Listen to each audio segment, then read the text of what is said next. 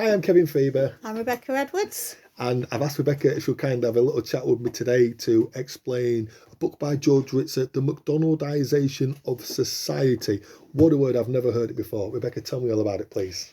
McDonaldization came from Ritzer looking at the McDonald's restaurants. I'm sure you've been in a McDonald's restaurant. Several times. When you go into a McDonald's restaurant, you will see that the staff are all dressed the same.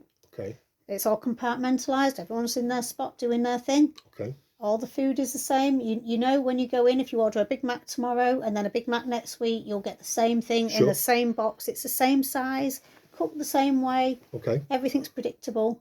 And it's all about profits and being as efficient as possible to maximise profits. So it's kind of the symbol of capitalism, if you like, McDonald's. Okay. So he's talking about capitalism when he talks about McDonald's. Okay. And he's applied that to the rest of society and looked at how efficiency and technology and convenience and consumerism has taken over. Okay, I understand, because my initial thoughts there was surely efficiency is a positive thing, but he's encouraging people to look at the other side of this, I gather. Yes. Okay. Some of his critics have said he's a little bit pessimistic. Okay. But he has sort of redressed that. They said that he was too narrow because he only talks about Weber in here. But he said that he did that on purpose because this book was designed for the general public, not just for academics. And he wanted to make sure it was easy to understand and a concept people could grasp. So he only really compared it to Weber's theories rather than anybody else's. And what is his warning there? I'm sensing that he's trying to tell the general public to be careful of something. What is his sort of like ultimate fear that can become of people not realising this consumerism? He thinks, and he is worried, that the way that the world is going and the way that the internet has taken over, individualisation is sort of dying. Sure. Everything's become about buying and nobody seems to worry about the impact of that on the environment or on the people that are being exploited to make those products. Okay. So he thinks that the world is becoming desensitised and dehumanised. Okay. And that could be a very dangerous thing. It's led to genocides in the past. If you look at World War II, for example, but there's plenty of genocides you could look at where one group of people think another group of people are just a commodity. I understand where you're going to now. So we're looking at the people as a commodity, the dangers that can have on a bigger influence. Yes. Sure. Yeah, the rationalisation of people and profits over people mean that we don't care about the people. I mean, you can even put that to policies in the last 10 years, really. There's, the use of food banks has gone absolutely through the roof. Yeah. And the homeless numbers have gone through the roof since 2010. Yeah. And people seem to be comfortable with the fact that there's a lot of people living in poverty now. Sure. And it's the cost of austerity.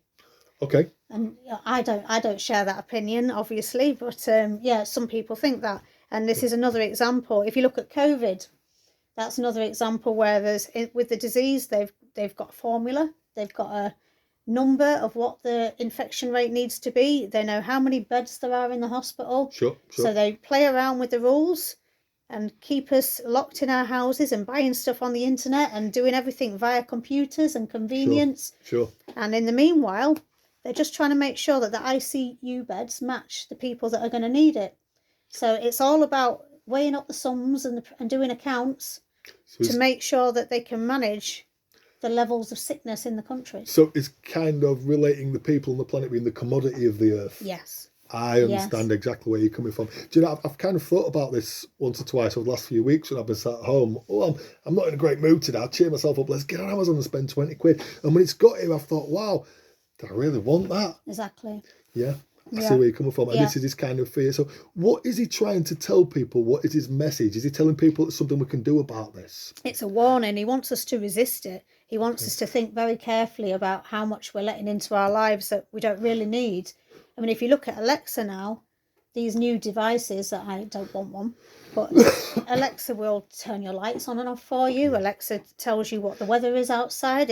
It can tell you the nearest of anything. You don't even need to type into a keyboard anymore. You just say, Alexa, what's this? And it will tell you. I mean, we're getting very dumbed down and very lazy because computers are doing it all for us. And I think that's a real danger because it's not letting us think for ourselves as much.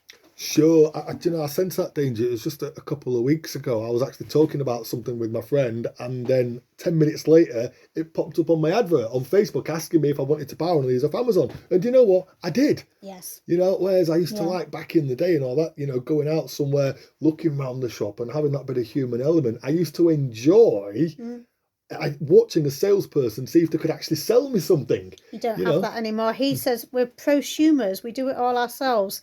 We think of a product, we search for the product, we find the product, we click buy it now, and then we process our own payment, and then some poor exploited person on a low wage has to then package that up, and somebody else on a low wage has to bring it to your door to save you the trouble of having to go out to the shops. Now, clearly, this year has been a little bit different because of COVID. We can't all get to the shops anymore. Not all the shops are open. And without the internet, that industry and that economy is going to collapse. So you can see that there's pros and cons for these things. Sure. So this efficiency, me getting involved with that, even just using like the self-service checkouts, I'm being part of that bigger machine that has consequences. You are a cog in a machine, and yes. This is what this book talks about. Yes, definitely. It's what Weber talked about. It's what Ritzer talks about.